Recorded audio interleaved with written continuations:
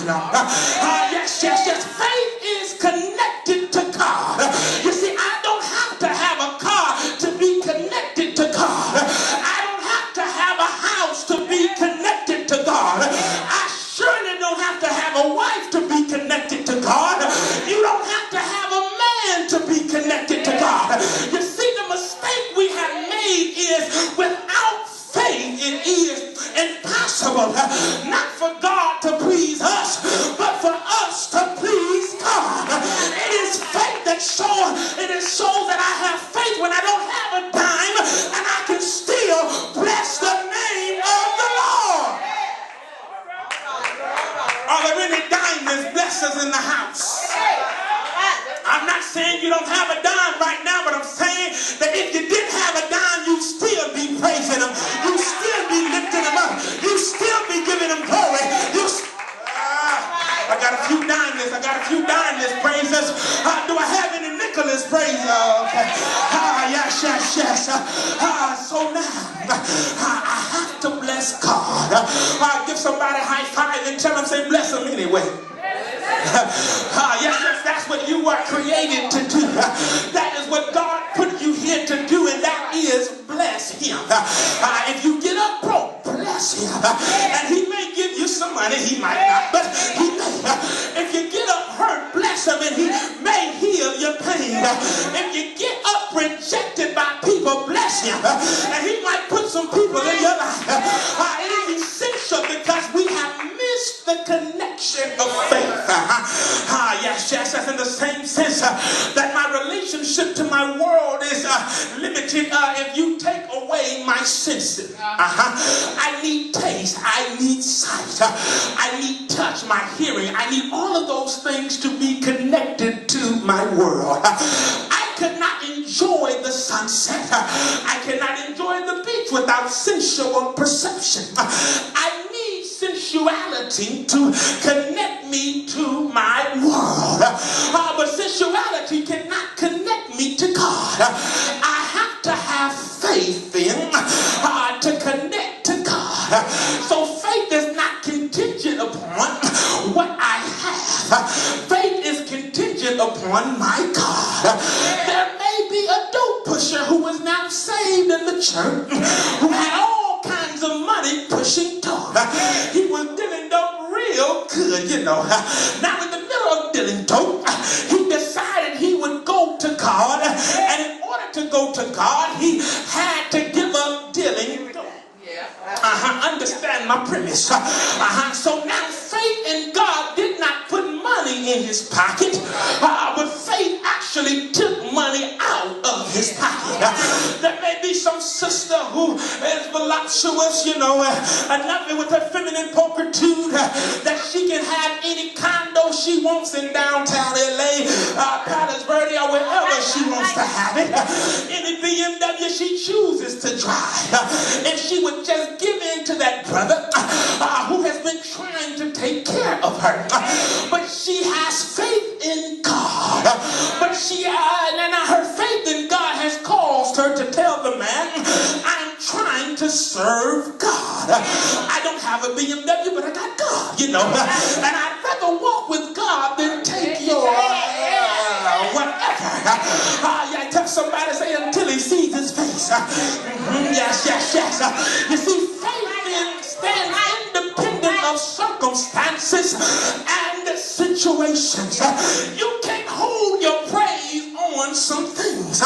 You've got to understand why you are here. If I have a Job experience, I will still say, though he slay me, yet will I trust him. And so now it is here that Peter is saying, blessed be. And the word is from the word eulogeto. And it means to eulogize or to speak well of. So Peter is saying, whenever his name comes up, speak well of God. Just make it a practice to bless him, to eulogize, to celebrate with praise. Everybody, every day you get up, just find something wonderful to say about your God. It just turns him on because he wants to bless you more than you have the capacity capacity to want to be blessed. It is like he is saying, I got something for you. I got something for you. I got something for you. Do you know how to get it? Do you know how to move me? Do you know how to turn me on? I'm waiting on you to say just the right thing so that I can fix your life. No, I'm not just going to fix it first and get your praise later. You ought to know how to lift me up because of who I am. I mean, let's be clear about this thing here. Who wants to be with anybody who only wants what they have? I don't want you with me if all you want is what I have. I can give you what I have long distance. I want you to be with me for me. Yes. Y'all see Lisa? She just turned 4 last month. And I truly love my daughter. I mean, I love her to the point that I would jump in front of a speeding car for her. And when I walk into a room, she runs up and says, Daddy, Daddy, Daddy, Daddy. She jumps in my arms and just wants me to hold her. I would bring her something and she would kiss me. And I would say, don't kiss me, don't kiss me.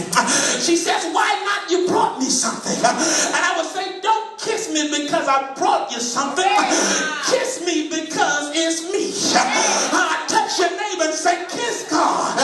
Just kiss him, that's all. Just kiss him. You don't have to bring you anything. Just kiss him. Just tell him how much he means to you. Just tell him how wonderful he is. Just tell him. You ought to just take a few seconds. I'll give you a few seconds of the message to just kiss the Lord. Yes. And so now, I got happy too fast. Let me go back to teach mode just a minute, Elder, while I woke my thought. And so now it is to celebrate. It is a compound word which means to speak well of. Yeah. It is used and well done or to do well, and it is logos with it. And it is a compound. It goes to the same root of logos, the word. So what he says is to bless someone is to speak well. The devil loves you when he comes in here. When you come in here moping over some circumstance that he has got you in. He celebrates because he thinks he's got you right where he wants you. He got you where you won't praise God. And little do they know how much is behind God waiting to be delivered, because this is a test. It is mine. It is mine. Nobody can take it. Can't nobody steal it. What God has for you, you can't. What God has for me, you can't get. And what God has for you, nobody else can get. It is yours. Tell somebody, say, bless him for what's yours. Bless him for what is yours. You don't have it in your hand yet, but it's already yours. That is why you bless him, even though you don't have it, because it is already yours. And so now he has to guard. It has to be guarded. Why does it have to be guarded? It's like God put what's mine in a heavenly safety deposit box where God guards my inheritance. I don't guard it because I don't have the power to give it or to keep it. God keeps it for me. So he guards my inheritance. So the word kept here is a military term which means to guard and to protect. It literally means to march around. So God marches around what's mine. When Satan is trying to mess up my relationship with God, God is marching around what's mine. Now, Lord, I've got a problem. And the problem is I am wayward at times. Yes, I am. Which means that if you are keeping my inheritance, it is very possible that I may walk away from it. But because oftentimes, God, I walk away from me and I delay the process by which I receive it. But now, God, you have to do something else. So Peter says, not only does he guard my inheritance, but he guards me so that I will never lose what he has for me. Tell somebody, say, he won't lose you and he won't lose what's yours. I will not be in the right place, and what he has for me is gone. What he has for me won't be in the right place, and I'm God. No, what God does is he guards what's mine, and he guards me in order to get it. Satan can't kill me before I get what's mine, and Satan can't destroy what's mine before I get it. Now, generally, people attack at the changing of the guard, but I read over in Psalms, he says, he that keepeth Israel neither slumbers nor sleeps. He is watching my stuff every day, and that's why I bless him. I bless him because not only is he watching my stuff, but he's watching me, and I can go but so far and go no further. I would have messed up a long time ago, but God was strong for me. Slap somebody around here and say, God was strong for me. Yes, he was. When I should have lost my mind, he was strong for me. Touch two people real quick and say, it's time to celebrate. And so now this protection is God's response to my faith in him as my preserver, because now I am preserved. Touch your neighbor and say, preserved. I should have died of an overdose, but I was preserved. I should have had some sexually transmitted disease, but I was preserved. I should have lost my mind a long time ago, but I was preserved. If you don't know how old I was, and you couldn't tell by looking at me, because I've been preserved. Touch your neighbor and say, I won't tell you my age, but I'm older than what I look. I've been preserved. Everything that I've done, God said no, don't touch that. No, leave him alone. That's not yours, devil. Get away from that. That's my son, and I will preserve him like I preserved Caleb.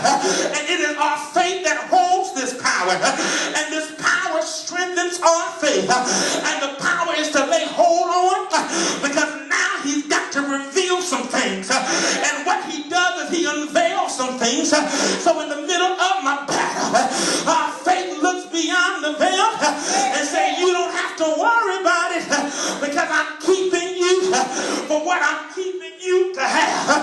Come on in, Brother Brandon. I'm trying to get up out of here. But he says, don't even get in a hurry and let the devil talk you into something inferior, because I preserve you in order to bless you. And every now and then I will give you a picture in a vision in the middle of the night. That is why you got to learn how to bless him.